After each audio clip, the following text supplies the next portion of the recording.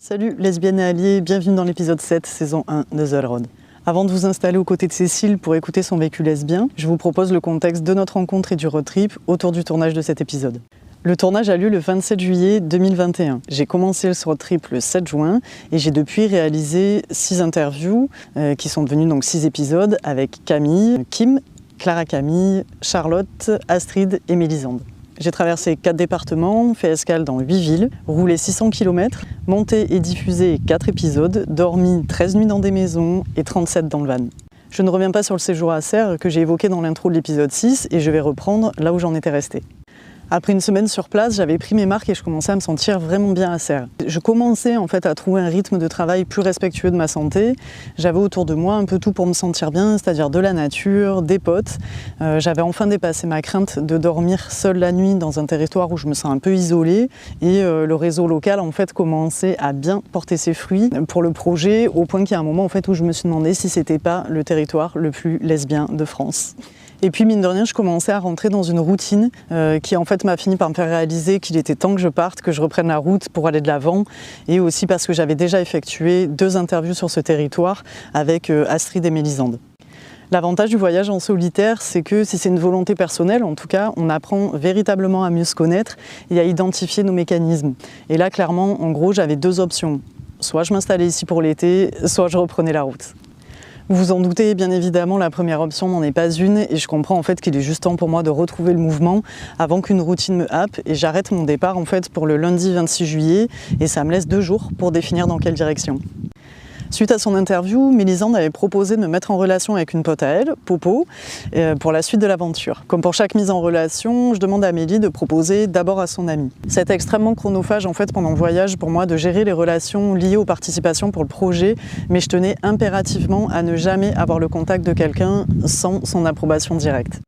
Je reçois un appel de Popo donc la veille de mon départ de Serres. Après une discussion pendant laquelle donc, je lui explique un peu plus en détail The Road, pendant laquelle du coup je l'écoute et je réponds à ses interrogations, on conclut en fait que le projet n'est pas pour elle, en tout cas à ce moment-là. En revanche, elle me dit que son ex, qui vit dans le coin, pourrait être intéressé et qu'elle peut lui parler du projet, donc ce que je l'invite à faire évidemment. En fin de journée, on se capte au téléphone avec Cécile, qui est donc l'ex en question, mais qui est surtout donc une pote de Mélisande et de Pauline. Après une bonne discussion, on conclut en faveur de sa participation et on se donne rendez-vous donc le surlendemain à 80 km de là où je suis, du côté de Die. En parallèle, du coup, maintenant que je sais vers où je vais et que j'ai un épisode à tourner, en fait, j'envoie un message à la cousine de mon beau-frère et je lui demande en fait, si je peux squatter chez sa mère, qui je sais habite dans ces coins-là, parce que ça me permettrait du coup d'avoir aussi un lieu garanti en fait, pour me caler en van. 1 heure plus tard, je reçois un message hyper enthousiaste et chaleureux de Fenelda et je suis désormais attendue le lendemain dans un village non loin de Die où je pourrais me poser en van en toute quiétude. Le lundi, en fin de matinée, après le au revoir au potager donc avec Angélique et Laure, je roule 1h30 à travers des paysages vraiment magnifiques, des routes sinueuses et tout qui m'emmènent enfin à découvrir le pays d'Iwa. En arrivant chez Marie-Ange, elle et sa fille me proposent d'occuper une chambre dans la maison. Alors pour être tout à fait franc, j'hésite en fait à accepter cette proposition par rapport aux précautions que je tenais à maintenir pendant le voyage, donc liées à la situation sanitaire. Et en fait, être dans une maison signifiait aussi me masquer en permanence, ce qui pour moi n'est pas un problème, mais donc ça rappelait aussi dès le réveil aux habitantes, voilà, une réalité pas forcément joyeuse. Après une discussion, j'ai fini par accepter l'alléchante proposition de chambre et elles acceptent que je sois masquée en intérieur. Avant que je me pose, Fenelda me demande de faire un shooting photo pour des tenues qu'elle vend dans sa boutique et on part direct dans un champ de lavande. Et je suis un peu à l'ouest du fait de l'intensité voilà, des derniers jours et des dernières heures, mais Fenelda elle est aussi drôle que sympathique et on passe un bon moment dès mon arrivée. Pour revenir vite fait en fait, sur la chambre qu'elle me proposait, en fait, après 1 mois et demi d'itinérance en van, beaucoup de taf et surtout les 10 dernières nuits bancales, vraiment bancales que j'avais passées à Serres, qui m'avaient mine de rien offert des sales douleurs au dos, je suis refaite à l'idée de passer une nuit dans un lit de 200 cm plutôt que dans les 70 de large que fait celui que j'ai dans le van et de plus avoir à me contorsionner pour me coucher, clairement. Finalement, au lieu de 24 heures, comme souvent pendant le voyage, je vais passer 3 jours hyper agréables et sans charge mentale, surtout liée aux nuits et à l'autonomie en van. Et j'en avais grandement besoin vu la masse de charge mentale quotidienne inhérente au projet. Alors autant je connaissais Fenelda parce qu'on a l'habitude de se croiser du côté de Marseille 1 à 2 fois par an. En revanche, je ne connaissais pas sa maman, donc Marie-Ange, mais toutes les deux, elles m'ont vraiment accueillie et précisé que j'étais ici chez moi et que je pouvais faire vraiment ce que je voulais, quoi. Donc ça m'a permis déjà de mettre à jour au niveau du linge, donc de laver mon linge, de réinitialiser les rangements dans le van, parce que tout le temps en fait que je gagnais, par exemple une douche, là je vais dans une salle de bain, je prends ma douche, ce qui n'est pas du tout le cas évidemment quand je suis en van, parce qu'il faut que je remplisse des bidons d'eau, que je trouve un endroit où je peux être à moitié à poil dans l'espace public. Donc voilà, bref, là en tout cas je gagnais vraiment beaucoup de temps, donc ça me permettait aussi de mettre à jour de certaines choses, de faire des repas hyper agréables avec les filles, et puis aussi de bien dormir en fait, tout simplement. Et ça a été l'occasion pour moi de faire disparaître en fait les douleurs que j'avais au niveau du dos. Le lendemain de mon arrivée, j'ai rendez-vous avec Cécile pour tourner l'interview, et moi je lui avais juste demandé en fait de trouver un spot où on puisse se caler en extérieur pour pouvoir tourner dans de bonnes conditions, dans un endroit où elle se sente bien. Donc du coup, de bon matin à la fraîche, on s'était fixé un premier rendez-vous, donc on va se retrouver toutes les deux, on se dit bonjour vite fait, et suite à ça, donc moi je devais la suivre à travers les champs jusqu'à un endroit qu'elle avait repéré pour le tournage. Donc je la suis en fait jusqu'à ce qu'on se gare. Moi je suis en train de finir de couper mon moteur et de rassembler mes affaires, et bien que je connaisse pas du tout Cécile, je vois bien qu'elle fait une tête bizarre et qu'elle regarde vers mon véhicule. Donc je finis par sortir du van, et là j'entends un pshhh comme ça durable, et qui présage évidemment rien de bon. Et par contre, je lui fais remarquer que le son vient pas de mon véhicule, mais du sien. Donc on s'approche de sa roue, et là effectivement la tuile crevaison, en montant jusqu'aux vignes, on a roulé sur des éclats de verre, et malheureusement pour Cécile, ça a été fatal à un de ses pneus. Alors aujourd'hui, je ne sais pas trop quelle est la perception de Cécile en fait de ce moment-là, mais moi sur le moment, j'ai vraiment eu l'impression qu'elle était déterre et qu'on allait quand même tourner l'épisode. Moi, je me suis dit, on est au milieu des champs, elle a un pneu en fait qui est en train de se dégonfler à une vitesse quand même considérable, et du coup, je me dis, mais en fait, c'est pas possible quoi. Si on reste là, je veux dire, au retour, elle repart pas en fait. Donc du coup, sur le moment, je lui demande si elle veut qu'on change la roue ou si elle a une adresse d'un garage dans le coin où on peut aller déposer son véhicule. Donc nous voilà repartis en direction d'un garage où Cécile dépose sa voiture, et vu le temps en fait qui passe et le fait qu'on doit récupérer son véhicule donc après le tournage de l'interview, on décide d'improviser un autre lieu de tournage, et on se retrouve dans un lit de rivière à quelques centaines de mètres du garage. Donc voilà, c'est comme ça qu'a débuté le tournage de l'épisode 7, après une tuile, du stress, une bonne capacité d'improvisation et d'adaptation pour toutes les deux.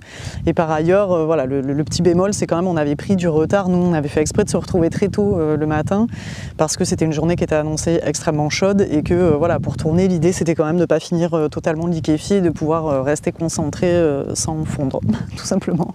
Donc voilà, cette petite anecdote, c'est l'occasion aussi de rappeler qu'en fait les tournages de The Elrod n'ont jamais été ultra simples, dans le sens où déjà pour les tournages, moi je suis tributaire d'une quantité de petites choses mouvantes en fait, qui sont tout à fait propres à la vie à la fois en van et en itinérance et en solitaire, et dans le cadre d'un projet quand même considérable. Et puis de l'autre côté, il y a évidemment tout un tas aussi de réalités à considérer venant de la personne qui y participe. En tout cas, ce tournage, il aurait pu aussi bien tomber à l'eau suite à cette crevaison, mais c'est vrai que Cécile et moi, on était quand même particulièrement déter et volontaires, et puis aussi solidaires en fait dans cette huile-là qui est venue assaisonner le tournage, on va dire. Et je pense en fait aujourd'hui pouvoir dire que c'est vraiment avec plaisir qu'on vous propose de découvrir cet épisode.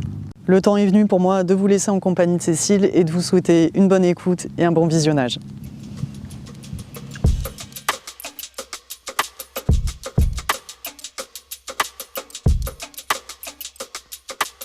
Salut, est-ce que tu peux commencer par te présenter, s'il te plaît? Ouais. Alors, moi c'est Cécile, j'ai 30 ans.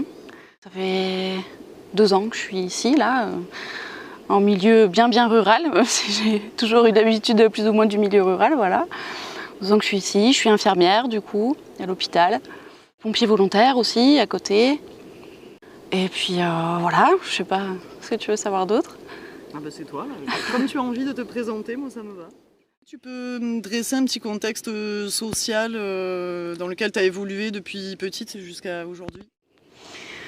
Ouais, alors du coup j'ai été élevée. Alors en plus c'est un peu particulier parce que mon père est gendarme.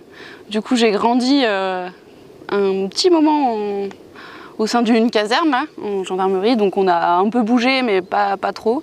Donc on était toujours plus ou moins en campagne, hein, du coup c'était des petites bourgades, mais voilà. Une mère infirmière, bon voilà, globalement des parents cool, aimants, cool, après voilà, ça dépendait, mais mais voilà, qui sont toujours ensemble, machin. J'ai 2 frères et sœurs, j'ai un grand frère et une petite sœur. Et voilà, enfin globalement sans trop de problèmes. Est-ce que tu pourrais dresser un peu le portrait que tu étais, toi, en tant que petite fille, ensuite ado et jusqu'à aujourd'hui? Bah, globalement, je sais pas si j'ai beaucoup changé. Disons que dès petite, j'étais pas mal révoltée comme petite fille. Enfin, disons que aussi loin que je me souvienne, je me sentais toujours un peu en marge des autres, ou tout du moins pas comprise. C'était un peu compliqué jusqu'à fin de l'adolescence. Bon, même après, là je me soigne. Mais ça va un peu mieux, on va dire que je suis un peu plus apaisée, mais c'est assez récent. C'est vraiment assez récent, mais sinon, ouais, une petite fille pas mal torturée, quoi. Et ouais, toujours l'impression, mais vraiment, d'aussi loin que je me souvienne, une toute petite, comme s'il y avait quelque chose qui clochait chez moi, enfin qui était...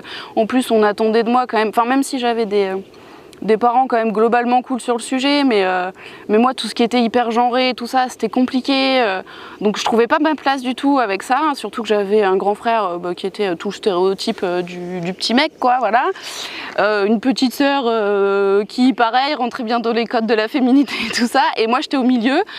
Et j'étais justement au milieu, mais au milieu pour tout, quoi. J'étais voilà, mes parents, mon père des fois disait le premier c'est un garçon, la deuxième on sait pas trop, et puis la troisième c'est bien une fille. Bon voilà, c'était un peu mais donc ouais, du mal à trouver ma place. Donc dans ma famille comme dans entre guillemets la société, enfin voilà, c'était un peu donc j'ai toujours été un peu torturée, quoi. Voilà, c'était alors ça m'empêchait pas d'avoir des côtés hyper heureuse, hyper funky, je pense, mais à côté de ça, ouais, j'étais toujours puis j'étais pas vraiment trop avec les gens de mon âge, c'était voilà, toujours des gens un peu plus vieux, et puis par contre j'étais beaucoup avec les garçons parce que moi ce qui m'animait, ce que j'aimais faire, c'était le foot, c'était voilà, bon, moi faire une Barbie dans ma jeunesse, ça a été tout, parce que je pense qu'elle a duré 1 heure, après elle avait plus de tête, plus de jambes, plus de bras.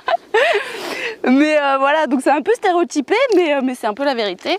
Du coup voilà, mais tout ça pour dire que je me retrouvais pas dans les trucs hyper genrés, ce qui faisait de moi un peu une torturée, quoi. Du coup, je voulais te demander 2 choses. Déjà, est-ce que tu as été à l'école privée ou publique? Et l'autre chose que je voulais te demander, c'est est-ce que tu as été dans des clubs, que ce soit pour le foot ou pour autre chose, ou est-ce que tu as eu des activités extrascolaires? Alors j'ai toujours été dans le public. J'ai fait seulement 1 année en privé, c'était en prépa concours, voilà, mais c'est tout. En fait, j'ai toujours été très sportive, bon maintenant un peu moins. Mais ouais, j'ai joué au foot très très jeune en fait. Enfin, disons que pareil, vraiment, je pense que dès que j'ai commencé à marcher, j'avais un ballon entre les pieds, quoi. J'adorais le foot. Et puis mon frère jouait un peu. Bon, lui, il était plus rugby, mais bon, il faisait pas mal de foot avec ses copains. Du coup, je m'incrustais tout le temps. Enfin, j'étais vraiment la petite sœur bien relou là. Mais du coup, ça passait bien parce qu'en plus, je jouais bien pour le coup. Donc voilà. Donc très vite, mon père m'a dit bon on va aller voir. Donc il y avait qu'un club, comme souvent, il y avait qu'un club donc dans cette petite ville. Et puis il y avait que des mecs, quoi. Il n'y avait pas une seule fille qui jouait, et donc il est arrivé, il m'a présenté et tout ça. L'entraîneur, je me souviens encore de ses yeux, et il me regarde, l'air de dire punaise, mais j'ai pas du tout envie d'une fille dans mon équipe. Et il fait ouais bon on va tester, quoi. Et en fait, moi j'avais peur de rien. Pour le coup, j'étais pas timide, et en fait, là j'ai fait un entraînement avec les mecs, et je crois qu'ils ont été tous un peu sur le cul. Et du coup, voilà, donc j'ai intégré le club sans souci. Donc j'étais la seule fille dans une équipe de petits gars, et ça s'est super bien passé. Franchement, j'ai été hyper intégrée et tout, sans problème. Bon, alors j'étais toute seule dans mon vestiaire. Moi, par contre, ça me posait un problème. Je comprenais pas, pour des raisons évidentes. C'était normal. Mais voilà, donc j'en ai fait quelques années. Après, j'ai dû arrêter parce que j'ai eu une maladie en fait au pied, au talon, qui m'empêchait de mettre des crampons. Donc après, ça devenait compliqué. Et puis aussi parce que tout simplement, je grandissais, et qu'au bout d'un moment, en fait, tu peux plus, tu peux plus rester dans une équipe de garçons, quoi. Voilà. Et le club féminin, qui en plus m'avait proposé de m'intégrer, il était un peu trop loin, ça faisait loin pour mes parents. Je pense que même s'ils l'auraient fait, je pense, mais bon, pour des raisons de santé, du coup j'ai dû arrêter. Et après, j'ai fait du handball pendant une bonne dizaine d'années, voilà, dans une équipe du coup féminine, et on a été jusqu'en National 2, et c'était chouette. Ok. Est-ce Voilà. qu'il y a d'autres sports ou musique ou je sais pas autre chose comme activité? La musique, ouais, je me suis essayée à la musique. J'aime beaucoup la musique, mais j'ai commencé un peu la batterie, je crois que j'ai dû en faire 6 mois, mais en fait moi ça me plaisait pas parce qu'il fallait absolument que je fasse du solfège. Moi je comprenais pas du tout ce truc, moi je voulais absolument pas faire du solfège, ça m'intéressait pas, je me faisais vraiment... je me faisais suer pendant les cours de solfège, quoi. Franchement, je voyais pas l'intérêt. Mais du coup, on m'a dit, bon, c'est obligé, quoi. C'est soit tu fais du solfège et de la batterie, soit tu fais rien du tout. Bon, bah, c'était rien. J'ai fait plein de trucs comme ça où j'ai avorté un peu les projets. Parce que le cadre te correspondait pas? Ouais, c'est ça. Ouais. Et puis les trucs un peu trop rigides et tout, ça me saoulait, ouais.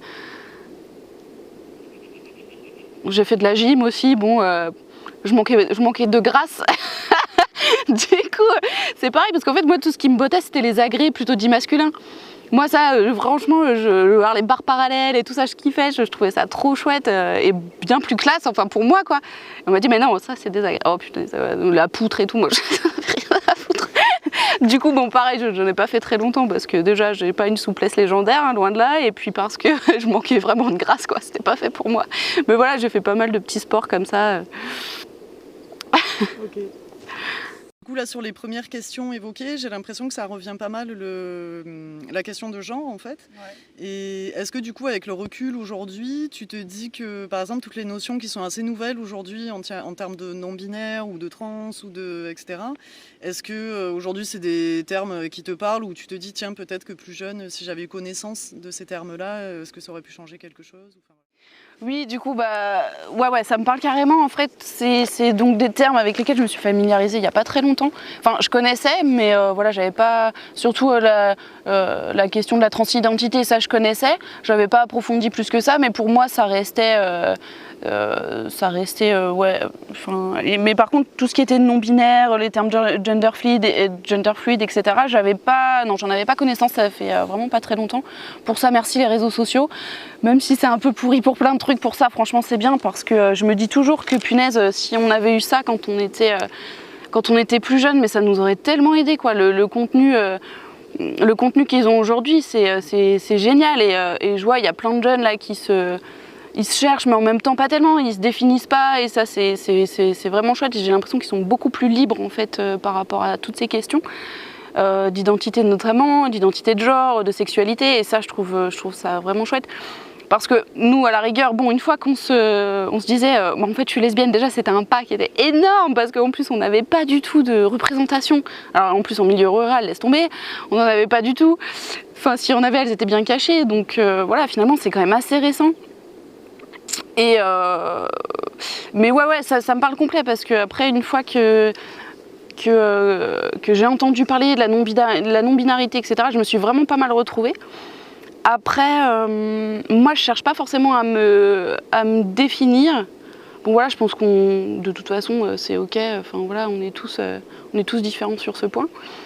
Mais c'est sûr qu'après, pour moi, ce qui m'a plus posé problème jusqu'ici, parce qu'aujourd'hui je suis vraiment ok avec la question de mon genre et tout ça, mais c'est plus, je pense, le fait que la société, en fait c'est tellement genré, et tout ce qui est les activités, les fringues, les machins, c'est tellement hyper genré que du coup, moi je me perdais dans tout ça parce que je me disais en fait est-ce que je veux être un garçon, parce que tout ce que j'aime c'est des choses assignées au masculin et tout ça, et du coup quand j'étais plus jeune je voulais vraiment être un garçon parce que je me disais mais purée, tout ce que j'ai envie de faire je peux pas le faire, enfin, ou en tout cas plus je grandissais plus ça commençait à être mal vu entre guillemets, parce que je me disais purée ça reste vraiment un garçon manqué celle-là.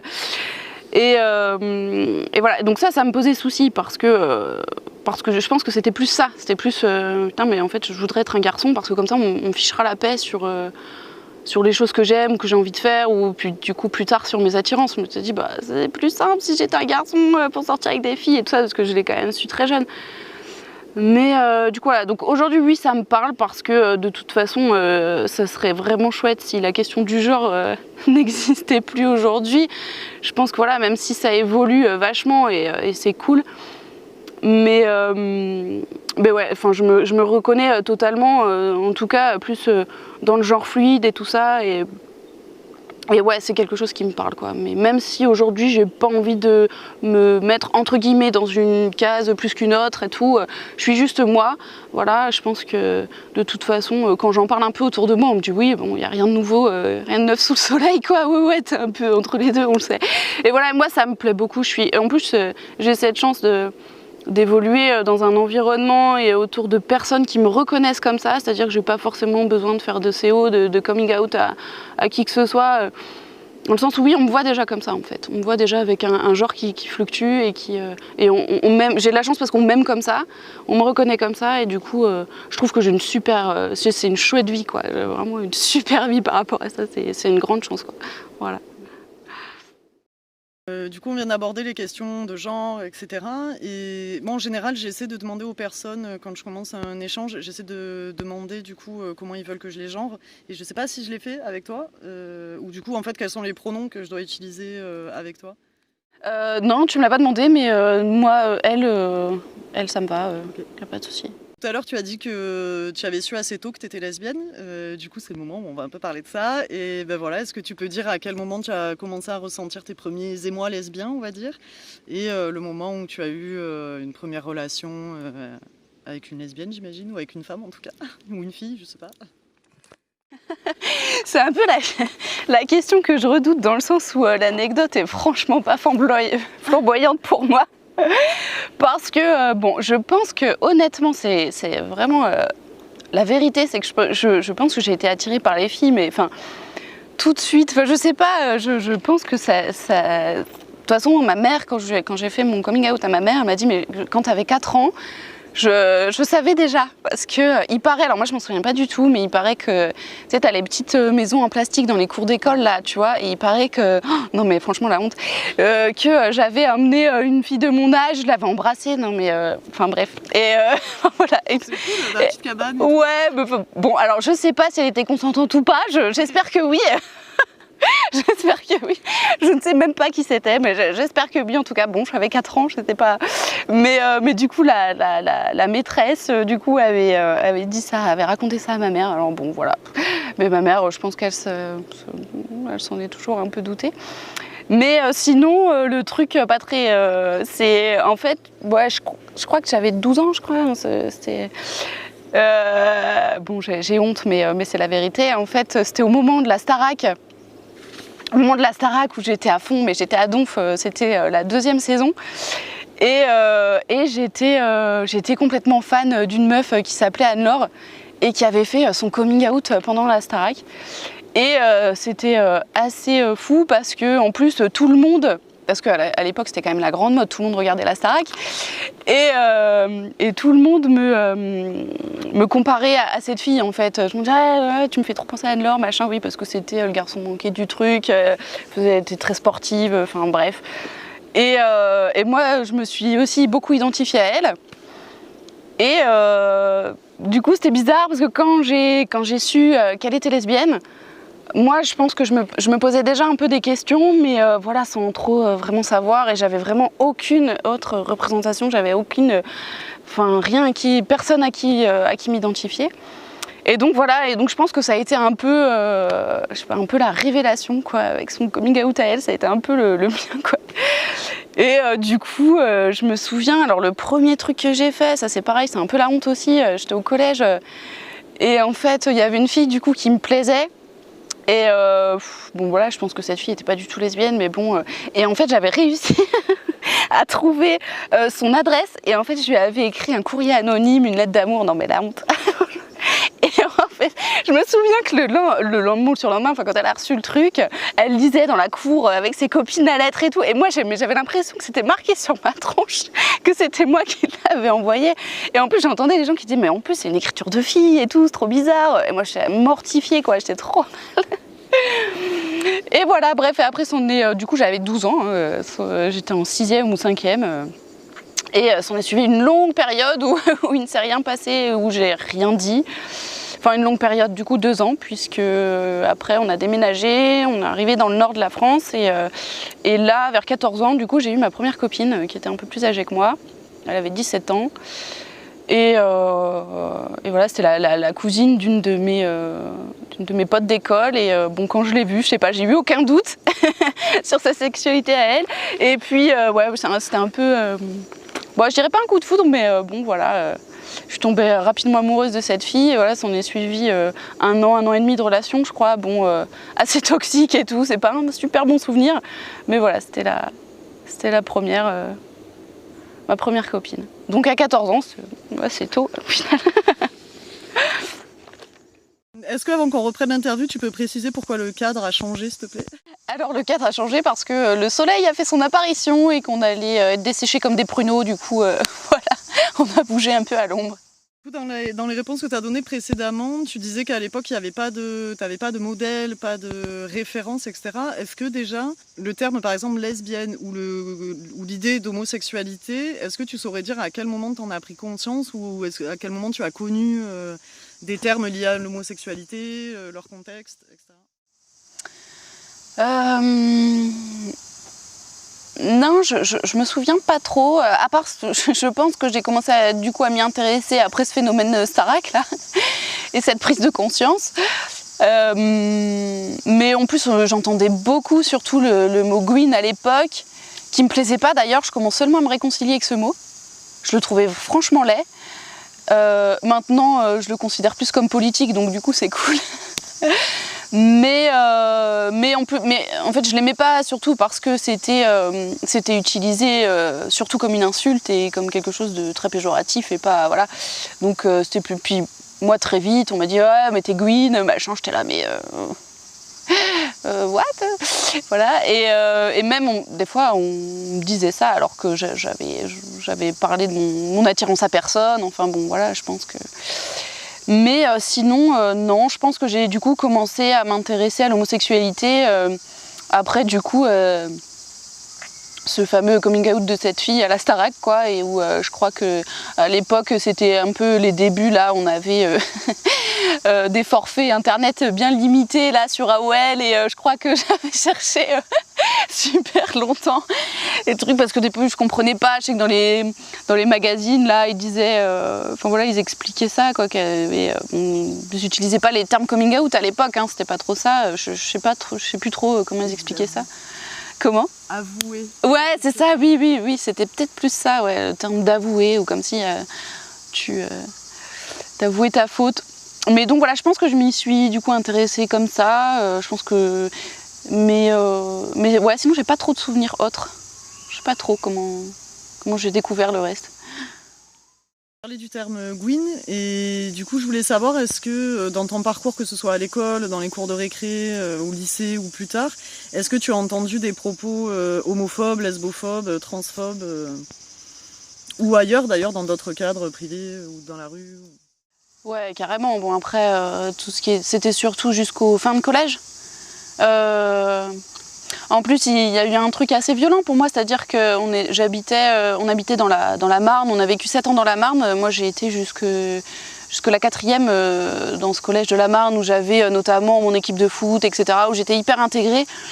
Mon frère était hyper intégré, moi aussi. Enfin bref, du coup, on était très respectés, entre guillemets. Enfin voilà, on n'avait jamais de soucis avec les autres élèves et tout. Et puis, moi, j'étais globalement bien partout avec tout le monde. Et en fait, on a déménagé. Mon père, du coup, qui est gendarme, avait eu sa mutation parce que le but c'était de se rapprocher du nord de la France parce que toute ma famille était là-bas. Enfin bref, voilà. Donc il parvient à avoir sa mutation et en fait, on arrive. Non mais ça, c'était le cauchemar. On arrive en fait dans une petite bourgade, donc dans le nord de la France. Mais alors, franchement, tu pouvais pas plus facho. Donc on arrive dans ce truc. Donc moi, je passe d'un collège de 600 élèves à, je fais ma 3e dans un truc de pas plus de 200 élèves. Où les gens alors parlent ch'ti à mort. Et moi, même si je suis originaire du Nord, mais on n'avait jamais habité dans le Nord vraiment. Donc là, je découvre le ch'ti avec ma sœur, on était un peu paumés. Bon, ça nous fait rire. Et ouais. Ouais, du coup, on arrive dans ce petit collège là où donc je passe d'un collège 600 élèves à 200 dans une ville pas du tout open sur rien. Donc c'était aussi beaucoup de discours contre les Arabes, contre les Noirs, enfin voilà, c'était vraiment très facho, c'était assez impressionnant parce que moi en plus j'arrivais, l'ancien collège où j'étais, quand on était dans la Marne, il y avait une mixité sociale vraiment importante et bon voilà, il y avait pas un peu tous ces conflits, ces discours un peu de l'extrême, parce que c'était très extrême droite en plus cette petite ville là. Donc voilà, donc là déjà choc un peu. Et puis on arrive là avec ma sœur, du coup parce que moi je fais mon année de 3e dans ce petit collège. Ma sœur, je sais plus, je crois 2 ans de moins, donc 6e ou 5e. Et on l'a très mal vécu parce que donc jusque là où j'avais jamais effectivement trop entendu de discours homophobes et tout ça, j'avais déjà entendu des petits trucs, mais bon, ou alors ça m'avait pas trop marqué. Et là, donc moi j'arrive, la petite nouvelle, en plus fille de flic, bon voilà. Et j'ai eu beaucoup de mal à me faire des amis, à me faire à ce truc-là, chose qui n'était jamais arrivée. J'étais toujours très adaptable, je suis partie en colonie de vacances un peu toute ma jeunesse et tout ça, j'arrivais toujours à me faire des potes, j'avais jamais eu trop de problèmes. Et là, gros choc et c'était grosse difficulté quoi. Et puis courant l'année, on avait des cours d'informatique et je sais plus, je crois que c'était les premières créations de boîtes mail et tout ça, et donc on nous apprend à créer notre boîte mail et tout au sein du collège. Et là après s'en est suivi des mois de harcèlement, je recevais des mails mais c'était des boîtes mail spéciales parce que en fait je pouvais pas savoir de qui ça venait. Moi en tout cas je sais plus exactement comment c'était fait. Et donc là j'avais des trucs toutes les semaines, mes grosses guines, rentre de là d'où tu viens, des trucs un peu retourne chez toi. Et moi je comprenais pas du tout ce qui m'arrivait. En plus donc moi je savais que j'étais lesbienne, mais j'en avais parlé à personne, et puis surtout pas là-dedans quoi, où j'avais les warnings, tu vois, complets. Et donc je me disais mais merde quoi, bon en fait c'était marqué sur mon front entre guillemets, mais bon voilà, donc j'ai subi pas mal d'insultes, pas mal de... c'était pas mal de brimades, on me bousculait pas mal et tout. Voilà, j'ai très mal vécu cette année. Et jusqu'au jour où à la fin de l'année, j'ai un peu pété un câble quoi, donc je les ai pris tous un par un là, ceux qui me faisaient chier, et ça s'est mal passé pour eux. Et voilà, et les dernières semaines j'ai été tranquille et je me suis dit punaise, mais j'aurais dû faire ça avant quoi, mais j'étais trop en mode, ça m'avait vachement, j'avais beaucoup perdu confiance en moi du coup, voilà, je connaissais personne, tu te fais insulter tout le temps, en plus je savais pas de qui ça venait, voilà, ça a été, puis ouais, du coup j'avais pas de potes parce qu'on voulait pas traîner avec la grosse gouine de service là. Et voilà, mais heureusement pour moi, je n'ai fait que ma 3e dans ce petit collège minable, et ensuite je suis allée au lycée. Et alors au lycée par contre, ouais. Attends, pardon, excuse-moi, je me permets. Est-ce que tu en as parlé par exemple à tes parents de ce que tu vivais à l'école, au lycée de négatif quoi, ou est-ce que tu en as parlé aussi au corps enseignant Non, j'en ai pas parlé à mes parents parce que en plus du coup j'aurais été obligée de leur parler du contenu des insultes et tout ça, et ça j'en avais pas du tout envie. Et puis donc je connaissais pas encore ma première copine, donc voilà. Donc non, j'en ai pas parlé avec mes parents. Après ma soeur c'est pareil, hein, de son côté vivait pas très bien le changement de collège et tout ça. Elle c'était sur d'autres registres, mais elle se faisait aussi insulter, et c'était pas, elle le vivait mal, donc ils voyaient bien qu'on n'était pas très bien dans ce collège, voilà. Après j'en avais parlé quand même au pion en fait, c'était un pion qui nous faisait les trucs d'informatique là, les cours d'informatique, et au bout d'un moment je lui en ai parlé, je dis voilà je reçois ces mails, je sais pas, et lui par contre avait retrouvé les personnes. Bon bizarrement ils ont rien eu, hein, juste une petite réprimande à la noix quoi, mais bon comme si le contenu des insultes finalement était pas, c'était complètement banalisé, et puis c'était pas grave, voilà, comme si l'homophobie quelque part c'était pas quelque chose de répréhensible, en tout cas je l'ai vécu comme ça. Donc bon, ils ont continué quoi, mais l'avantage c'était que du coup j'ai su identifier qui était derrière tout ça, et après j'ai pu entre guillemets me venger. Voilà.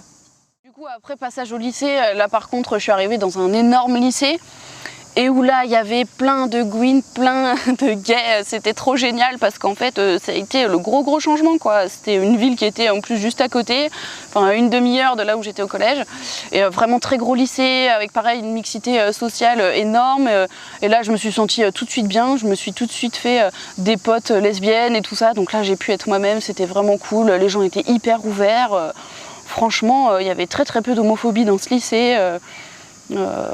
Pourtant, c'est vrai que bon, ça remonte un peu, j'ai 30 ans, je sais pas, ouais, plus d'une dizaine d'années du coup, donc, ouais, bien plus que ça. Mais du coup, 15 ans, ouais, du coup, non, franchement, au lycée, du coup, j'ai pu vraiment être moi-même et vivre beaucoup mieux, en tout cas, ma sexualité. Ça a été chouette, quoi. Voilà. Tu as utilisé le terme de sexualité notamment, et sans rentrer forcément dans les détails, mais du coup, le fait de ne pas avoir de représentation, pas de modèle, etc. Est-ce que tu peux parler de, je sais pas, tes premières relations et enfin, voilà, comment tu as pu aborder ça et découvrir ce que c'est une relation avec une femme, par exemple? Ouais, bah alors du coup j'ai vite rencontré, fin de ma troisième du coup, donc dans cette ville atroce, j'ai quand même rencontré au sein de cette ville ma première copine, donc voilà, qui elle avait déjà eu des relations avec des filles, donc elle avait 17 ans, hein. Moi pour resituer j'avais donc 14 ans. Et voilà, donc j'ai appris comme ça au départ donc avec elle, donc durant tout l'été je vis mon idylle là, super, en plus j'avais mon scooter, je me la beurrais quoi, donc, donc voilà, et puis après c'est elle qui m'a fait découvrir du coup The L Word, voilà, le truc, on est tous passés par là hein, je pense. Bon. Et ça, du coup, The Découverte, quoi, c'était trop bien, j'ai tout dévoré, enfin, c'était trop bien, enfin, il y avait une série avec que des lesbiennes, que des représentations diverses, c'était trop chouette. Donc même si aujourd'hui, je trouve que je retrouve beaucoup à redire sur cette série, et voilà, mais en tout cas, à l'époque, c'était une bouffée d'oxygène, quoi, on pouvait enfin s'identifier aux filles et tout ça, et puis la fameuse Shane, ça reste un mythe quoi, voilà, ça reste un mythe Shane, où tout le monde, ça me fait rire parce que quand j'y repense, tout autant qu'on était là, on voulait toutes ressembler à Shane quoi, on voulait toutes avoir son tableau de chasse et tout ça, non mais n'importe quoi, mais bon voilà, ouais, The L Word c'était The Découverte quoi. Et est-ce que tu en as eu d'autres d'ailleurs de références par la suite culturelles, on va dire, ou autres, sportives ou... Et ben moi en plus à l'époque je faisais aussi un peu de tennis, donc il y avait Amélie Mauresmo aussi, qui du coup, non mais en plus cette fille moi je la trouve oufissime parce qu'elle a fait quand même son coming out enfin à l'époque c'était vraiment, enfin la pauvre, enfin je veux dire elle a eu des sponsors qui lui ont tourné le dos, elle a eu même des collègues, enfin d'autres filles qui jouent au tennis qui l'ont un peu... Enfin, qui l'ont pas du tout soutenue et tout ça. Enfin bref, moi je la trouvais vraiment hyper courageuse cette fille. Donc il y avait elle. Après, au niveau du sport, il n'y avait pas trop de...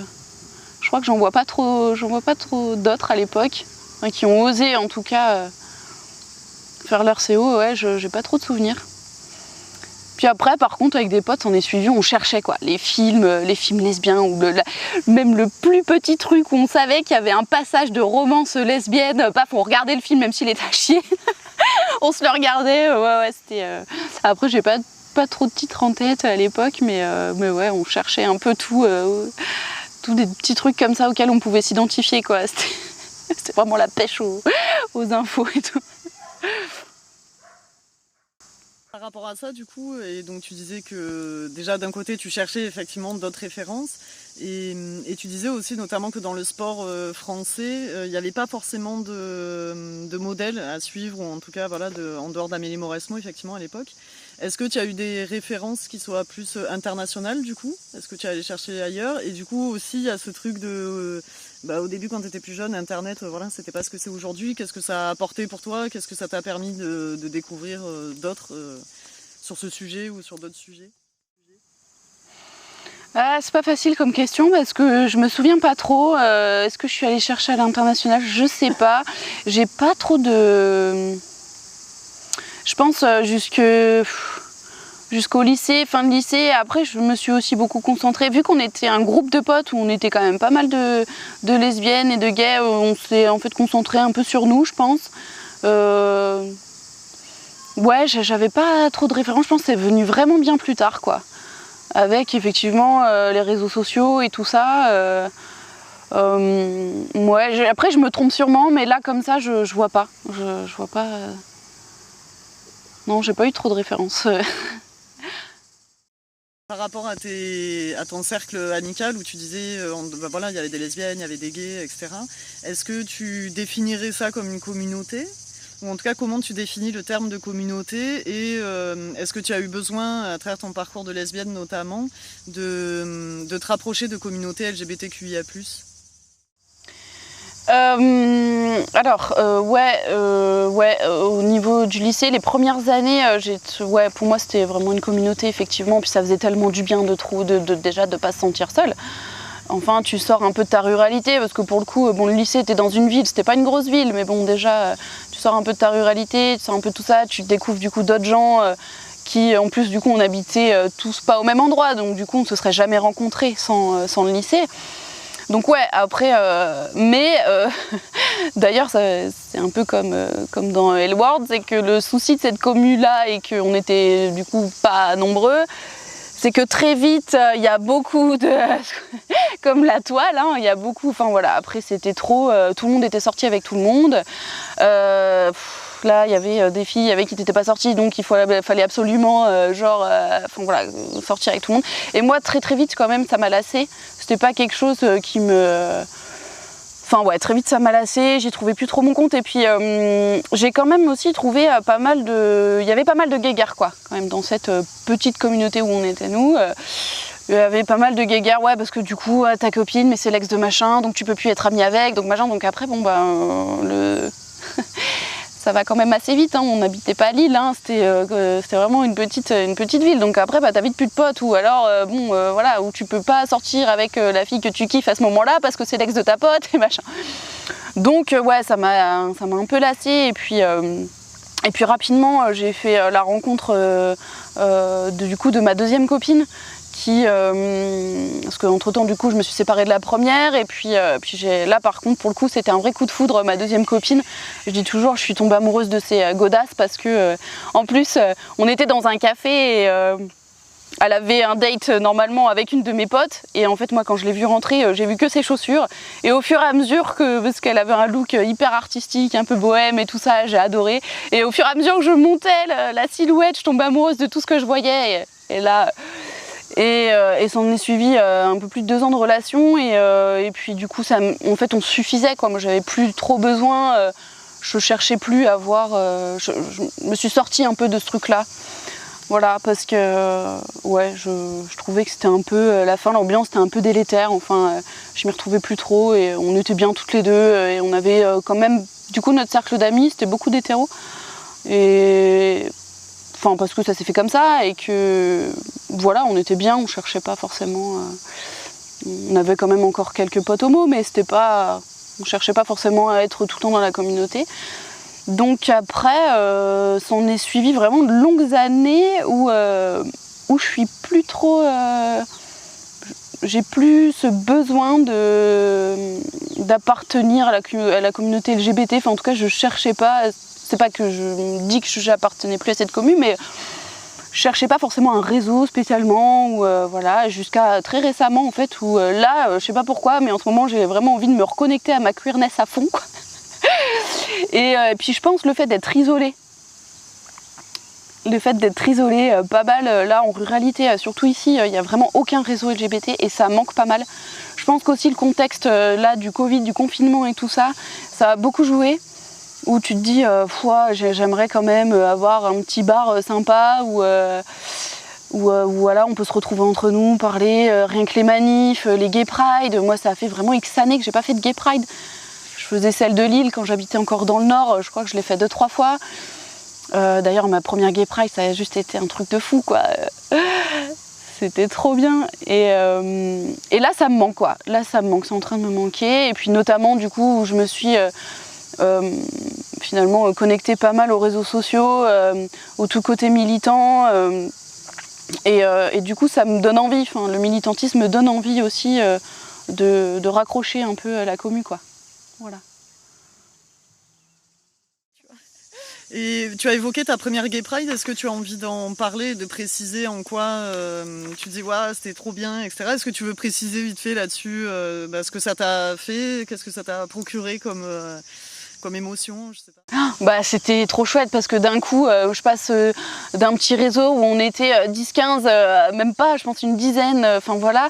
Et là, d'un coup, tu vas à la Gay Pride dans une grande ville et en fait, c'est juste des milliers de personnes. Et en fait, tu te dis, mais on est tant que ça. Et puis aussi, je me suis rendu compte, je sais pas quel âge j'avais, je pense que j'avais 14-15 ans, parce que j'étais avec ma première copine.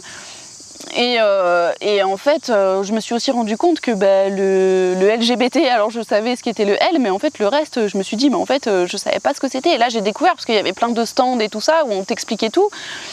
Et là, waouh, ok, en fait, il y a tout ça, et du coup, c'est trop bien, parce que ça regroupe plein de gens, et ça, c'était trop chouette, non, c'était beaucoup d'émotions. Enfin, moi, je revois les chars avec les drag queens, il n'y avait pas de drag king, je crois, mais voilà, je me disais, waouh, les gens qui performaient comme ça sur les chars et tout, j'ai trouvé ça vraiment trop sympa. Bon, j'étais hyper timide, mais ouais, j'ai vécu ça comme... vraiment, j'avais envie de recommencer encore et encore, quoi. C'était trop bien, et puis... Vraiment, je ressentais une énorme vague d'amour, quoi. Puis le fait de te dire c'est ta journée, quoi. C'est ta journée. Et puis t'as un sentiment d'appartenance ce jour-là qui est fort, quoi, qui est vraiment fort. Et moi, qui, en plus depuis petite, qui n'avais jamais trouvé ma place, qui en tout cas s'était toujours sentie un peu en marge et tout ça, j'avais vraiment du mal à trouver ma place dans ma famille. Et là, d'un coup, en une journée, tu te sens à ta place, quoi. Tu te dis, ouais, j'ai trouvé une deuxième famille et tout. Bon, ça dure qu'une journée, c'est con. Mais voilà, ouais, super souvenir. Tu as parlé de ta vie ici. Déjà, est-ce que tu peux préciser où est-ce qu'on est? Et depuis quand tu es ici? Et éventuellement, par où tu es passé avant d'arriver ici? J'ai pas fait grand-chose avant d'arriver ici. Donc là, ici, on est à Châtillon-en-Diois, donc à 15 km de Die.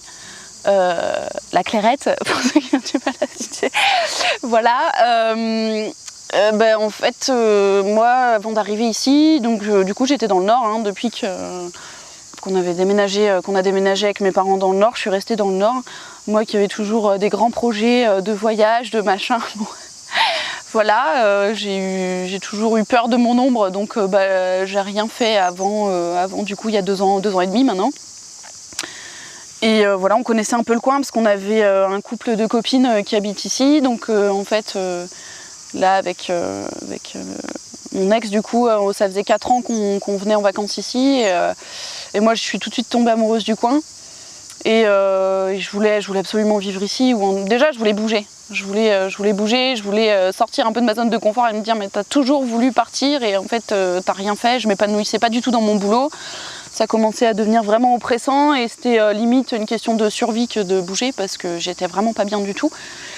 Et du coup, en revenant de vacances une année, donc il y a plus de 2 ans, je suis revenue dans le Nord, je posais ma démission et j'ai postulé ici et voilà, du coup, c'est comme ça que je suis arrivée là.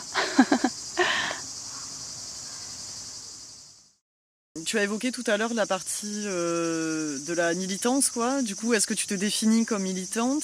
Et si oui, du coup, sur quel sujet, quelle thématique? Alors, se définir comme militante, oui et non, on va dire socialement peut-être. Après c'est dur parce que je trouve que j'ai aucune légitimité à me... C'est compliqué parce que pour moi, il y a tellement de militants qui produisent énormément de contenu, qui produisent énormément de choses, qui mettent énormément d'énergie pour le militantisme, voilà, et qui même au détriment de leur santé. Je pense que c'est quelque chose qui demande énormément d'investissement et c'est intense, quoi. Donc me définir militante par rapport à des gens qui vraiment se donnent à fond pour les causes, qui défendent, je sais pas, j'ai du mal, mais si par contre on parle de militantisme,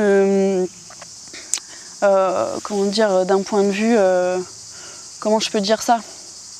Moi, dans ma façon de penser, on peut dire que je suis militante parce que du coup j'éduque beaucoup les gens autour de moi, je veux dire notamment au boulot ou même si on est à l'hôpital. Enfin, faut pas se leurrer, c'est pas, parce que souvent on pense que les soignants sont déconstruits. Non, pas du tout, enfin, ils sont comme tout le monde, quoi. Voilà, bon, pour se déconstruire, il faut s'intéresser au sujet, il faut... Enfin voilà, donc après, moi c'est plus le féminisme aussi.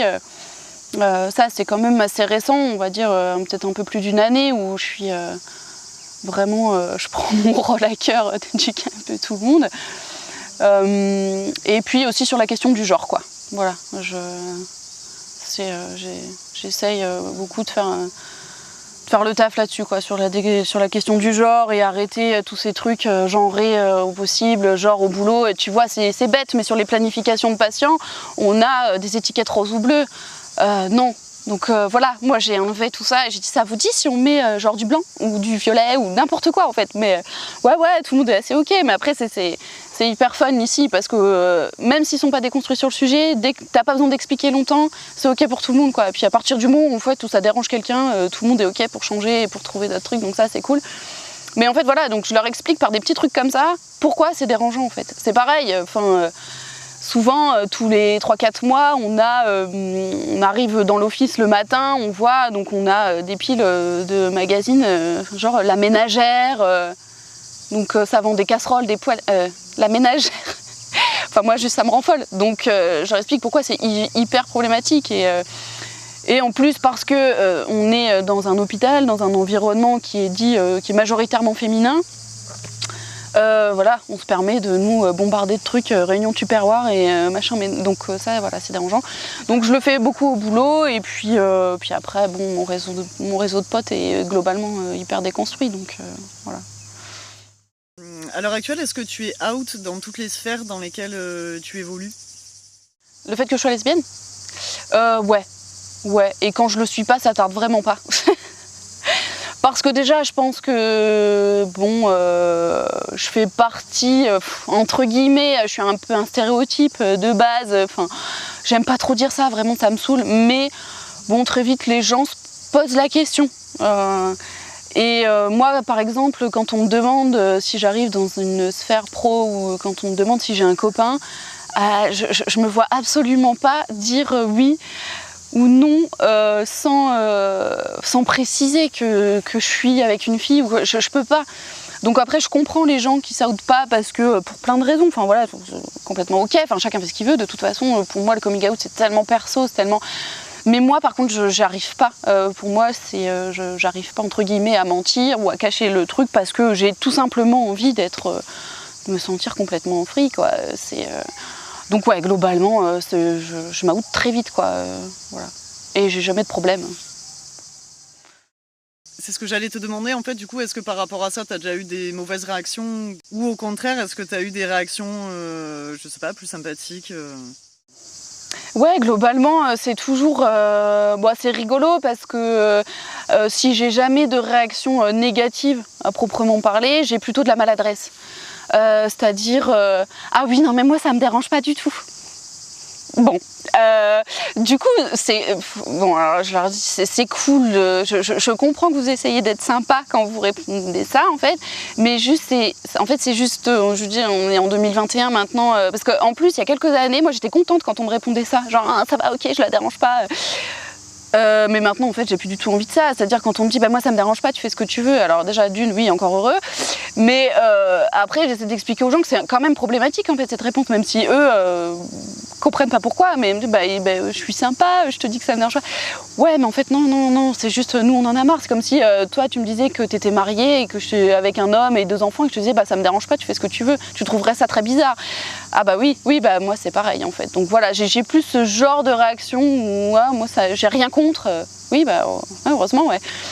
Donc ça me gonfle un peu, j'essaie de pas le montrer parce que bon voilà, j'essaie de pas montrer que ça m'énerve, mais par contre je tiens à expliquer que c'est problématique quoi. Maintenant ce genre de réponse, juste en fait je leur dis juste c'est pas un sujet, je te le dis parce qu'en fait tu m'es sympathique et que je te parle de ma vie, parce que tu m'as posé des questions, mais du coup en fait rien que de me dire ça me dérange pas, c'est que tu donnes un avis et moi ça me dérange en fait, bon voilà.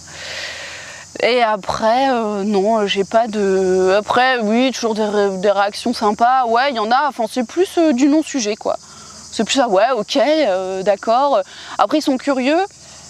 mais plus dans le sens où ici, comme c'est très rural et tout, ah ouais, mais du coup, tu trouves...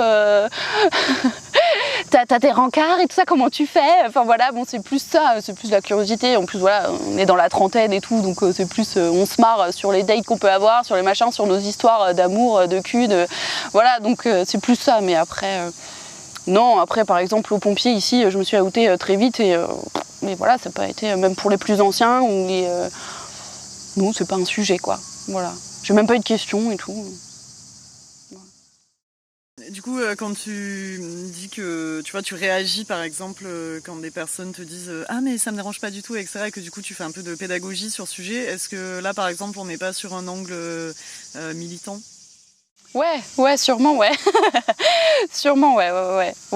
Puis j'ai appris à le faire parce qu'avant, du coup, je me taisais beaucoup. Je pense qu'on a tous été comme ça, dans le sens où on avait tellement envie d'être acceptés que la moindre petite réaction qu'on voulait, enfin, qu'on sentait positive, genre le truc ça me dérange pas, pour nous, enfin, il y a quelques années encore, c'était positif. Et puis on avait tellement peur de déranger, je pense qu'on avait tellement peur de ne pas être accepté et tout ça que voilà, moi c'est vrai que, et même après, quand ça a commencé à devenir dérangeant pour moi, j'osais rien dire, quoi. J'osais rien dire parce que je me disais, bon, enfin, ils t'acceptent, donc tais-toi. Mais voilà, depuis, j'ai vachement évolué. Mais oui, certainement que ça rentre dans cette case, ouais. On dirait. Ouais. Parmi les questions qu'on te pose, tu as aussi le truc de « Mais comment tu fais en milieu rural ?» Et du coup, c'est une question que j'ai envie de te poser. Comment tu fais en milieu rural ? Ouais, moi je sais pas, j'ai pas eu trop de mal à chaque fois à rencontrer des gens. Alors il y a aussi, surtout en milieu rural, c'est ce que tu vois beaucoup. Alors je sais pas si c'est propre à mon expérience, mais en tout cas moi ça a beaucoup été le cas. C'est du coup des gens que tu sors du placard. C'est voilà, en milieu rural, c'est bon, quand tu rencontres la personne, tu dis non mais enfin voilà, toi tu te dis elle est lesbienne. Et puis en fait, t'apprends que non et tu te dis wow, ah bon, ok, what the fuck. Mais bon, d'accord, bon, et puis en fait, bon voilà, les personnes, moi j'ai eu beaucoup, moi maintenant je dirais un souci parce que ça me va plus du tout, mais en me rencontrant du coup, parce que bon voilà, moi même si je suis en milieu rural et tout ça, je m'assume et voilà, il n'y a aucun souci, et du coup ces gens-là qui ont pas pu sortir du placard avant entre guillemets, ou qui se cherchaient, qui n'ont jamais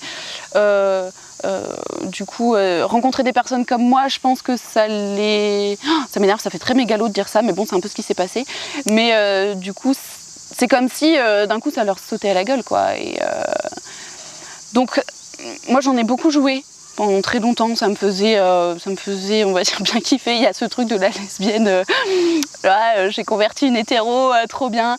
Franchement aujourd'hui ça me va plus du tout, j'ai plus du tout envie de ça, mais donc voilà, mes rencontres ça a été plus ça, en milieu rural, plus finalement des filles qui grâce à des gens finalement qui s'assument et tout ça, depuis se rendre compte que elles étaient un peu à côté de leur vie, ou voilà, moi je te dis ça parce que c'est ce qu'on m'a dit, hein, je n'analyse pas leur vie, mais voilà, ça a été c'est beaucoup ce qu'on m'a dit, mais enfin en fait j'ai l'impression d'être passée complètement à côté de ma vie. Ouais, je me suis posé des questions, mais bon en fait j'avais l'impression de pas avoir le choix, bon voilà, milieu rural c'est beaucoup ça. Et puis sinon, y a les applis, hein. Y a les applis. Du coup, voilà, comme je te disais tout à l'heure, moi j'ai du coup ma copine actuelle, je l'ai rencontrée, puis j'espère bien que ce sera la dernière, mais mais je l'ai rencontrée comme ça via une appli où moi j'ai eu cette chance, j'y suis pas restée très longtemps, je l'ai rencontrée très vite. Ça a matché vraiment tout de suite, et ce qu'il y a de le dire du coup. Mais voilà, et c'est le truc un peu inespéré, à chaque fois on en parle aussi, mais c'était juste trop fou d'être si près l'une de l'autre.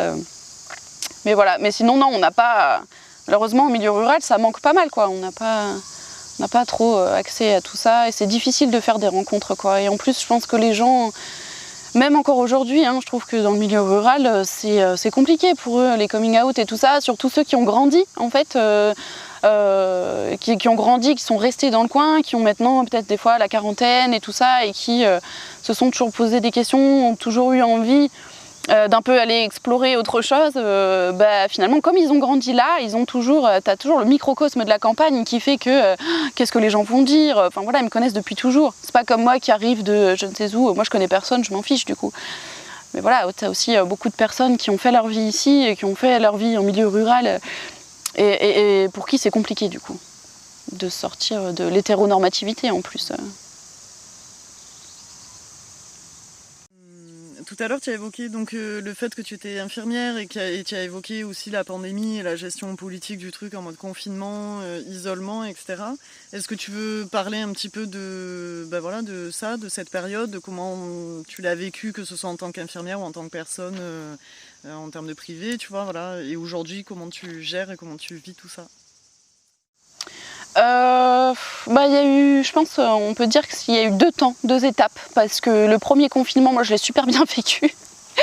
C'est-à-dire que j'étais très contente parce que il y avait personne nulle part et que franchement je pouvais aller balader mes chiens pépouses, il y avait personne. Et je sais pas, ça m'a fait du bien d'avoir cette pause là où tu vois personne, tu te reconnectes un peu à toi. En plus, après, moi je sortais d'une période vraiment compliquée en novembre, qui avait précédé le mois de novembre qui avait précédé le confinement en 2019 du coup.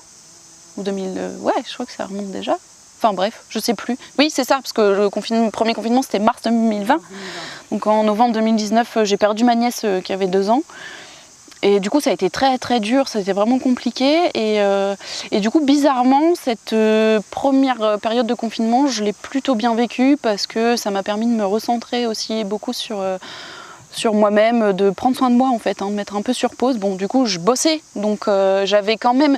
Après, en tant que soignant, on n'avait pas non plus la même vie parce que...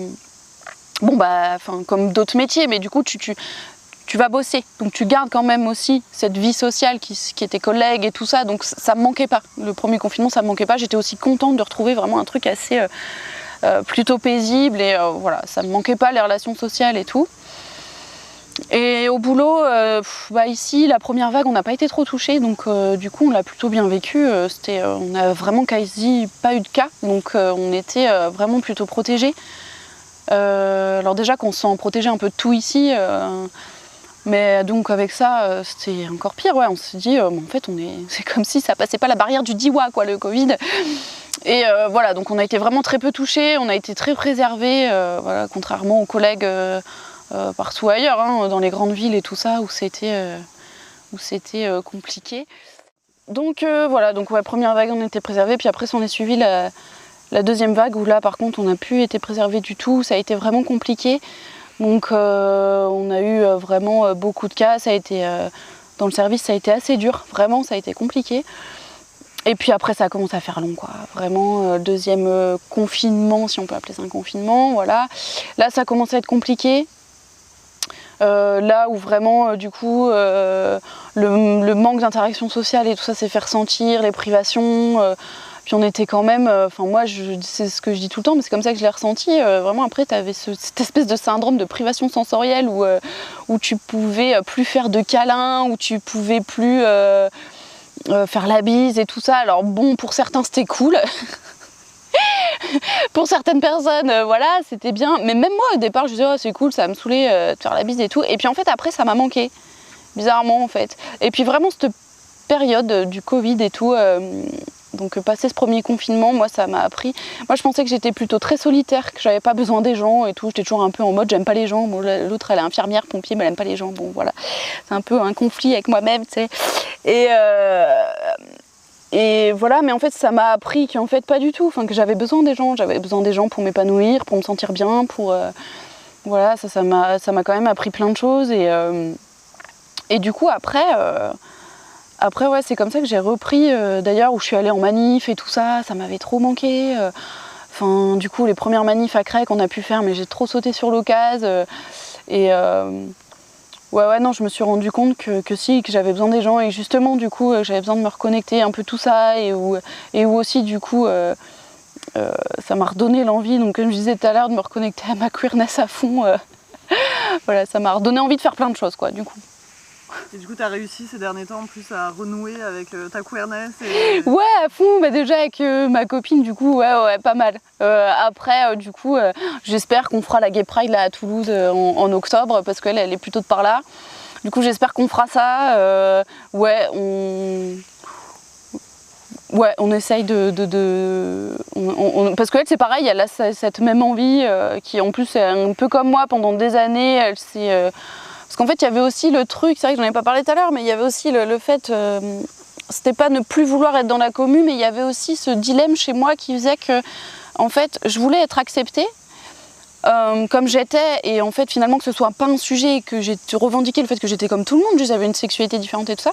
Et je trouvais un peu ce truc d'être tout le temps dans cette commu.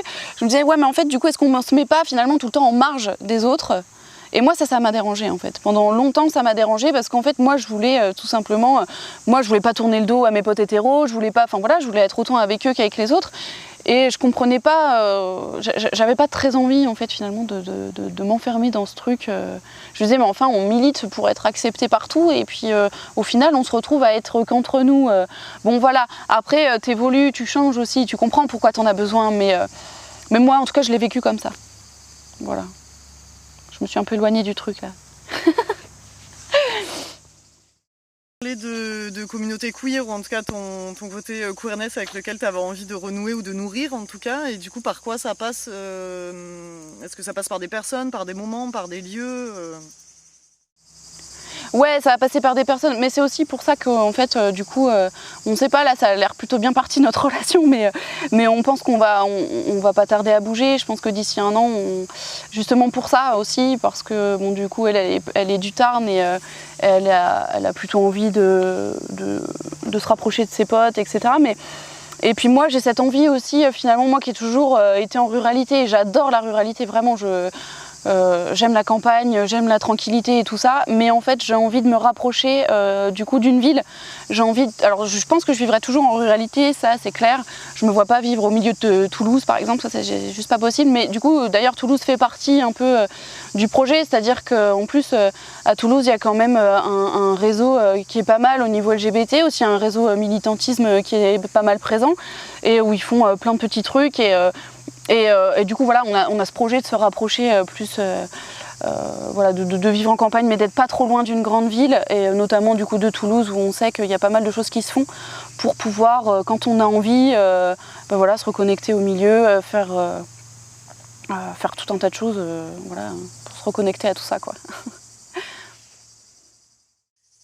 Tu as évoqué à la fois ta copine et le fait de militer ensemble. Donc du coup, je comprends que ta copine également est militante. Et qu'est-ce que ça apporte dans votre couple, les sujets militants? Enfin voilà, qu'est-ce que ça apporte dans votre couple?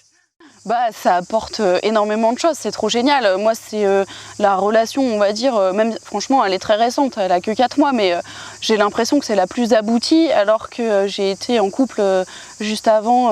Bon, je suis désolée, Pauline, tu verras la vidéo, c'est pas du tout contre toi, parce qu'on a grandi ensemble, mais c'est la plus aboutie aussi, parce que, bon, voilà, maintenant j'ai 30 ans, on a évolué et tout ça, mais parce qu'au niveau communication, déjà, c'est génial. J'ai jamais vécu un truc pareil. Déjà, le fait qu'on ait les mêmes combats globalement pour quasiment tout, sauf peut-être le sujet du vaccin, où on est en discorde, mais franchement, c'est pas, on s'en fout, quoi. Mais à côté de ça, on a tellement... on a les mêmes avis sur tout, on a les mêmes combats, on a des discussions sans fin. Enfin, je veux dire, des fois...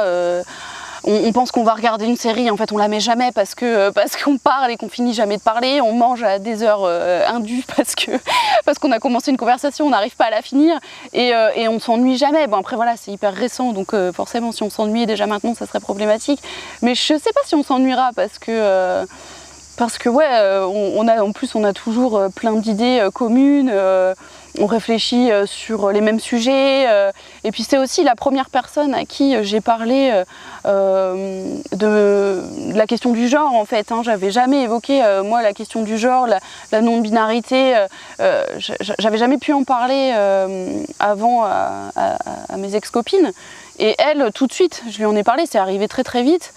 Et en fait, du coup, cette impression d'être complètement moi-même, mais vraiment du tout au tout, quoi. Enfin, je veux dire, c'est la première personne qui sait tout de moi, je pense, mais pour qui j'ai aucun secret. Enfin, après, on va garder notre jardin secret l'une et l'autre, c'est pas ça, mais je veux dire vraiment ce qui est fondamental chez moi, ce qui m'habite, En fait, voilà, elle sait tout, et ça, c'est exceptionnel. Enfin, pour moi, c'est ce dont j'avais toujours rêvé. Et on peut parler de tout, enfin je veux dire, on n'a aucun tabou. Et ça, dès le départ de la relation, ça a été un truc qu'on a instauré, mais ça s'est fait naturellement, ça a été hyper fluide, mais on n'a vraiment aucun tabou.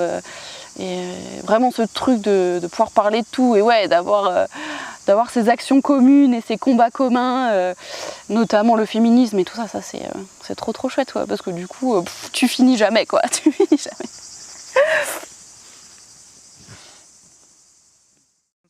Est-ce que tu peux préciser comment on est rentrés en contact toutes les deux? Et à côté, j'aimerais te demander pourquoi tu participes à The Road. Alors, comment on est entrés en contact? Et ben, du coup, tu avais d'abord contacté Pauline, qui est du coup mon ex-compagne avec qui j'ai vécu 5 ans. Et du coup, elle m'a appelée, elle me dit voilà, y a Mélie qui a balancé mon numéro à une fille, donc elle m'explique en deux, je suis ouais, elle me dit elle recherche des témoignages, est-ce que toi tu serais ok? Parce que elle dit moi je pense que ça va pas le faire, je pense que je vais pas correspondre. Elle me dit toi forcément ça va, je dis ah, bon. Elle me dit ça t'intéresse? Je dis oui carrément et tout ça. En plus je suis vraiment ça rentre un peu dans le truc où moi j'essaie de sortir de ma zone de confort, de faire des trucs que j'ai jamais fait et tout. Donc tout de suite j'ai dit oui, si je corresponds pourquoi pas, je serais ravie d'aider et voilà. Et du coup après tu as eu mon numéro et voilà, et on est rentré en contact comme ça. Et pourquoi je participe? Bah déjà alors après c'est ce que je te disais au départ, tu te sens pas légitime, tu te dis mais qu'est-ce que je vais bien pouvoir raconter, puis en quoi mon histoire elle va servir et en quoi bon voilà, puis au final je trouve ça fun déjà, parce qu'on se replonge dans des souvenirs, il y a des trucs que j'avais zappés, tu vois, et ça c'est cool. Ensuite, si ça peut aider les gens, je pense notamment au milieu rural, parce que je suis très attachée à ce truc, et au fait que si ça peut aider maintenant, c'est ça qui est cool, c'est qu'avec les contenus internet, bon voilà, où que tu sois, tu peux y avoir accès. Et puis si t'as pas envie que ça sache, c'est possible aussi, enfin voilà. Et du coup ça c'est cool, je pense, de pouvoir témoigner pour aider déjà le projet, pour t'aider toi, ça me fait super plaisir. Et puis si ça peut aider d'autres personnes, ça c'est cool, c'est toujours avec grand plaisir, quoi. Voilà. Du coup, on rejoint quand même aussi le truc de militance. Ouais, c'est vrai. C'est vrai, dis-le, ouais. Je me demandais si tu avais eu connaissance du bouquin d'Alice Coffin, Le génie lesbien, ou du travail d'Alice Coffin en général. Alors du coup, ouais, j'en ai forcément entendu parler, notamment dans les podcasts et tout ça qu'on écoute, c'est une référence qui revient souvent. Et du coup, et après, j'ai eu une discussion là-dessus avec ma copine qui l'a lu hyper rapidement et qui est hyper au taquet sur ce bouquin. Et donc, comme je te disais, moi, j'avais pas du tout vu cet angle-là, mais il m'expliquait que donc effectivement, il est paru dans la maison d'édition Grasset, qui m'expliquait que voilà, c'était quand même une maison d'édition qui était tradie et qui était là depuis des années, et rien que le fait d'avoir réussi en fait à sortir un bouquin avec le mot lesbien en fait dans le titre, elle me dit c'est du génie, donc voilà. Donc pour elle c'était vraiment, elle me dit elle est vraiment très très forte et oui, que son bouquin était génial. Et du coup, voilà, je l'ai et j'espère que je vais le lire assez rapidement. Finir un petit peu là-dessus, est-ce que tu aurais d'autres références, que ce soit de bouquins, de podcasts, de personnalités à suivre, j'en sais rien, de comptes sur des réseaux sociaux qui sont intéressants sur les questions du féminisme ou LGBTQIA+, ou sur d'autres sujets qui sont importants pour toi? Ouais, donc du coup, déjà donc le travail d'Océan qui pour moi est vraiment hyper important en ce moment, donc notamment sa saison 2 où donc la première saison était centrée essentiellement sur sa transition à lui, sa transition sociale, médicale, etc. Et là, la deuxième saison, où je trouve qu'il a fait vraiment un travail extraordinaire, où il est allé vraiment à la rencontre d'énormément de personnes et d'identités en fait différentes. Et du coup, c'est ce qu'on disait tout à l'heure, l'épisode sur les personnes intersexes qui pour moi est vraiment hyper important. Je pense que tout le monde devrait visionner ça, ne serait-ce que pour se rendre compte du scandale d'État que ça peut être. Enfin voilà, moi j'avais connaissance des personnes intersexes, je savais qu'ils pouvaient avoir des mutilations et tout ça sur ces personnes-là. J'étais loin de m'imaginer en fait l'envers du décor vraiment. Voilà, cette personne qui a témoigné, je pense que c'est vraiment l'épisode le plus fort de cette série, de cette saison. C'est vraiment l'épisode le plus fort, c'était vraiment, enfin, le témoignage est bouleversant, hyper courageux, il est aussi violent, hein, mais je pense que c'est important de pouvoir le voir, d'en avoir conscience Et voilà, et cette personne, elle est juste ouf, quoi. Voilà, donc vraiment, allez voir, pour ceux qui ne l'ont pas encore vu, le travail d'Océan, parce que c'est hyper utile et hyper chouette. Donc lui, ouais, voilà. Ensuite, au niveau des podcasts, ben, ouais, ce que je disais, c'est dur parce qu'on en suit tellement que de sortir des références, c'est compliqué là sur le pouce, mais du coup, ouais, donc j'avais parlé plus dans le féminisme, mais les podcasts d'un podcast à soi de Charlotte Bien-Aimée, produit par Arte Radio, que moi vraiment j'ai adoré. Ensuite, donc ouais, je parlais de la série Coming Out. Bon, après, c'est pas très militant, mais je pense que pour les, on va dire les bébés queer, c'est pas mal. Notamment pour s'identifier et tout ça, il y a quand même plein de parcours différents, même si moi ce que je regrette toujours un peu, c'est que c'est beaucoup de personnes connues et bon voilà. Mais c'est aussi pas mal, de toute façon il faut de la visibilité, donc voilà. Et du coup il y a aussi, alors là c'est pas LGBT uniquement, ni féministe et tout ça, enfin ça englobe un peu tout, mais c'est surtout un podcast sur la sexualité, mais pas que comme elles disent, mais c'est le podcast Entre nos lèvres où vraiment je trouve que pour déconstruire sur la sexualité, vraiment je le trouve chouette ce podcast. Moi j'ai pu déconstruire plein de choses. Après du coup c'est toujours, en fait elle pose toujours les mêmes questions aux personnes qui interviennent, mais du coup c'est trop génial parce que suivant les identités de chacun et tout ça, ça varie complètement et non ça c'est assez chouette.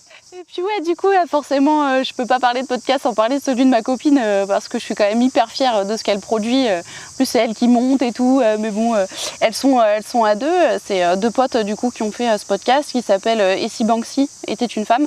Donc c'est un podcast sur les street artistes féminines. Et notamment il y a des épisodes sur les colleuses et tout, donc elles vont dans différentes villes en France, elles ont tourné un peu partout, notamment Toulouse, Paris je crois, elle va m'engueuler si je donne pas les bonnes refs, mais voilà, elles ont été dans plusieurs villes et interviewé les colleuses. Après il y a des travaux donc d'artistes féminines et c'est vraiment chouette. Moi je connaissais rien au milieu du street artiste et du street art et j'ai trouvé ça vraiment cool. C'est pas parce que c'est le sien, mais bon, un petit peu quand même, mais j'ai trouvé ça vraiment chouette et voilà. Est-ce qu'il y a un sujet qu'on n'a pas abordé pendant cette interview et que tu aimerais aborder avant de clôturer cet épisode ?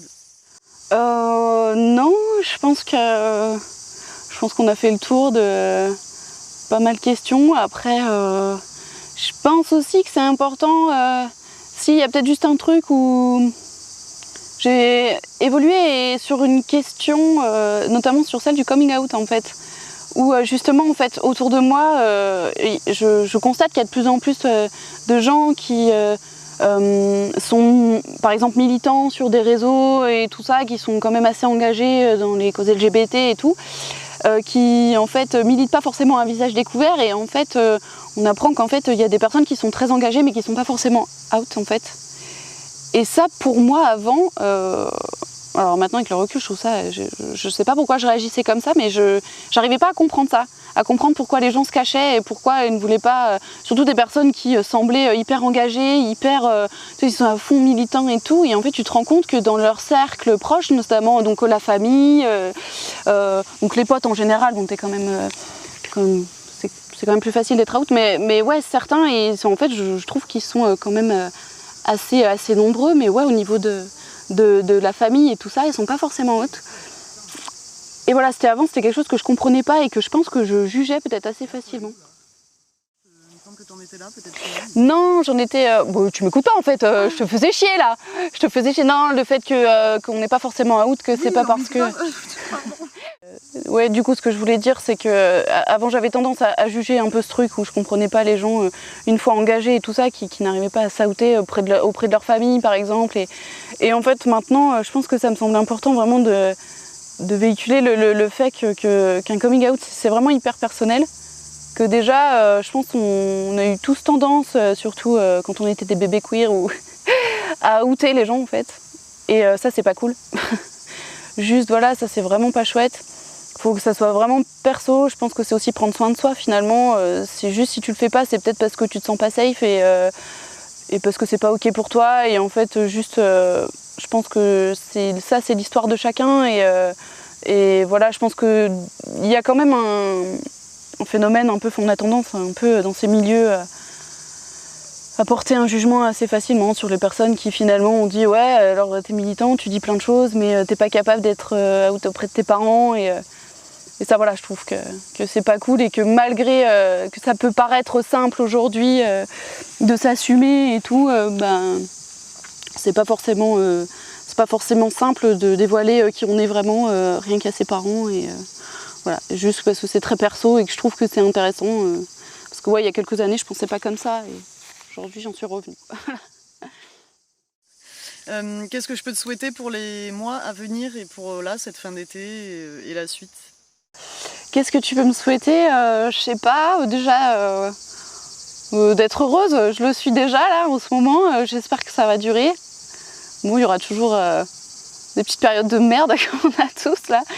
Mais ouais, je sais pas, de garder un peu cette sérénité que j'ai trouvée il n'y a pas si longtemps, jeune fille torturée que j'ai été toutes ces années. Là, je me sens bien sur tous les pans de ma vie, donc ça serait cool que ça continue. Voilà. Et puis plein de queer friendly, plein de militantisme, plein de gay pride, plein d'amour sur tout le monde. Voilà. Cool. Ça sera ton mot de la fin. Ouais. Merci déjà, merci à toi.